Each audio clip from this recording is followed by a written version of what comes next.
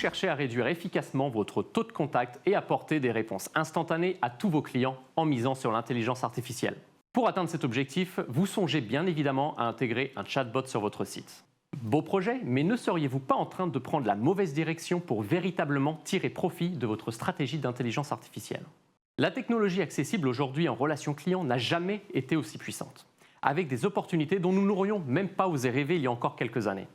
Pourtant, rares sont ceux qui exploitent vraiment tout ce que l'IA a à nous offrir.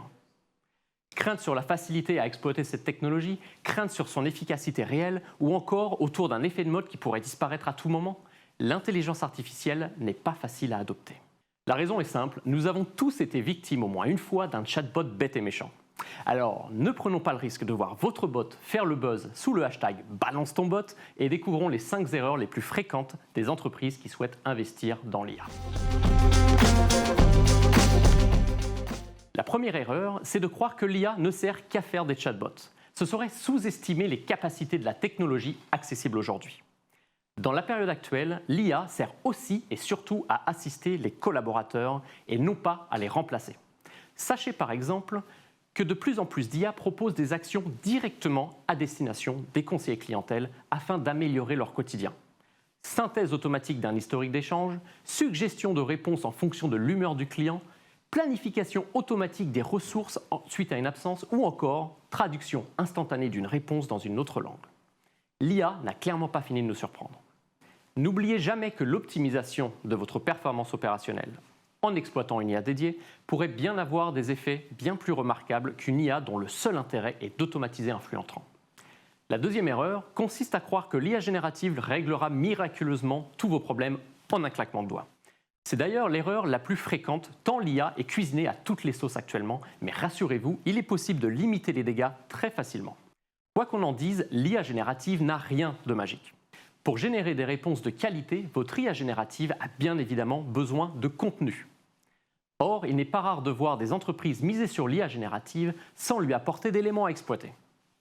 Autant dire que le taux d'adoption par vos clients sera proche de zéro, tant l'IA sera impuissante face à leurs demandes. Pour que votre IA générative soit efficace, assurez-vous d'exploiter pleinement le contenu et les capacités de votre centre d'aide. Des outils spécialisés permettent aujourd'hui d'identifier en quelques clics des recherches n'ayant apporté aucun résultat, ainsi que les articles les moins appréciés par les lecteurs. Consacrez du temps à l'analyse de ces indicateurs, optimisez votre contenu en permanence. C'est cela qui donnera un véritable coup de boost à votre IA générative. Pour les plus avant-gardistes, vous pouvez même connecter votre IA générative à des sources de données externes. Et là, autant vous dire que le champ des possibles devient presque infini. Troisième erreur, ne pas miser sur l'aspect conversationnel de votre IA. Ne cloisonnez pas vos clients dans ce qui pourrait ressembler à un simple arbre de décision. N'oubliez jamais que si vos clients aiment parler à un humain, c'est justement parce qu'ils peuvent avoir une conversation avec lui. Si vous êtes face à une IA qui ne vous écoute pas, qui ne fait que des copier-coller d'articles FAQ et qui ne vous pose pas la moindre question, bien évidemment, ça reviendrait à parler à un mur. À ce sujet, faites en sorte que votre IA adopte l'image de marque de votre entreprise et qu'elle dispose du même discours que vos collaborateurs. Il serait dommage de créer une scission entre la relation client apportée par un conseiller clientèle et celle apportée par votre IA. Cela arrive encore très souvent actuellement. Quatrième erreur, ne pas contextualiser son IA dans une stratégie globale d'amélioration de votre expérience client. C'est potentiellement l'erreur la plus dévastatrice. En effet, pour certains, rien de mieux qu'une IA générative dans le parcours d'achat d'un site de e-commerce pour augmenter son taux de conversion. Bien entendu, c'est totalement faux et cela peut même avoir l'effet inverse.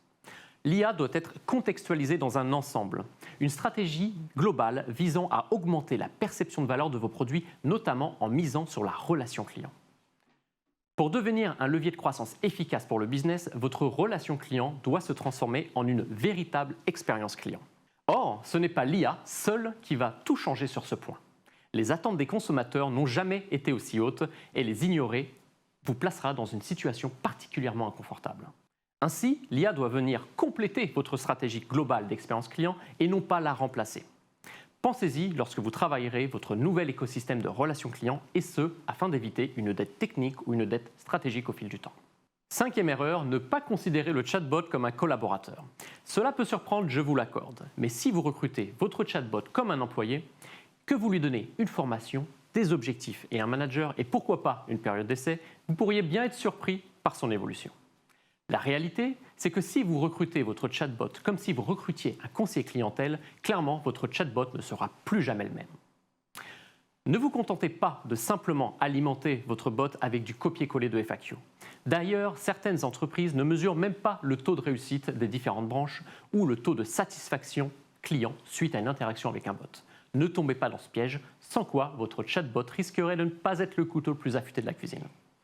Un chatbot qui parle au même client que vos conseillers clientèle doit avoir les mêmes objectifs et surtout le même niveau d'attention que vos collaborateurs.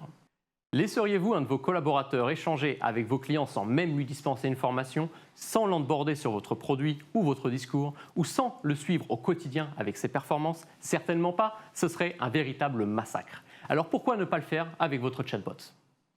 Avec cette approche certes atypique, votre chatbot sera de bien meilleure qualité. Vous savez maintenant comment assurer la rentabilité de votre investissement dans l'intelligence artificielle en évitant les erreurs les plus fréquentes. Il ne vous reste plus qu'à sauter le pas et surtout, n'attendez pas que d'autres le fassent à votre place dans ce monde où la relation client se métamorphose chaque jour un peu plus. Enfin, n'oubliez pas d'organiser dès aujourd'hui un bilan hebdomadaire en tête-à-tête avec votre chatbot pour mesurer son efficacité.